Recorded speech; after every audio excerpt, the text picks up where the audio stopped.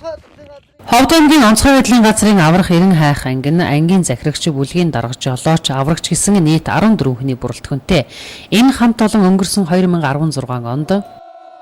манай эрен хайх аврах анги маань нийт баруун 5 аймгийн болон Ховд аймгийн хэмжээнд 19 хүний тогтцыг уснаас гаргаж нийт гамшиг ослолт өртсөн тээврийн хэрэгслийг өөр болон авто тээврийн хэрэгслийг 12 хэрэгслийг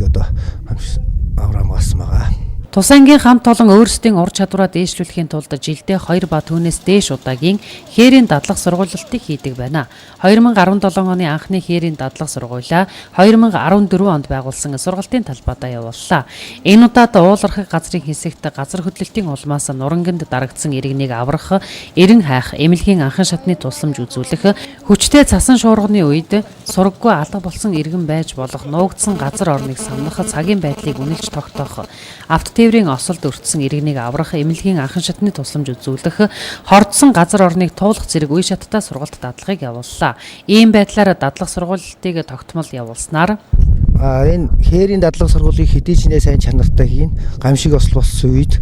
аврагчид маань төргөн шуурхаа ажиллаж аваар ослохгүй ард иргэдийн амьсыг аврах үйл ажиллагаа болж байгаамаа. Хилж ирдэггүй хийсэж ирдэг байгаль цаг агарын бэрхшээл, гамшиг ослын үед байнгын бэлэн байж ажилдаг онцгой байдлын газрын аврагчид тогтмол дадлага сургуулилт хийснээр албаны бие бүрэлдэхүүний мэрэгжлийн ур чадвар дээшилж, тэсвэр хатуужил багаар хамтран ажиллах, албаны бэлэн байдлыг дээшлүүлэх зэрэгт чухал ач холбогдлоо өгнө гэж сургалтыг зохион байгуулагчид үзэж байна.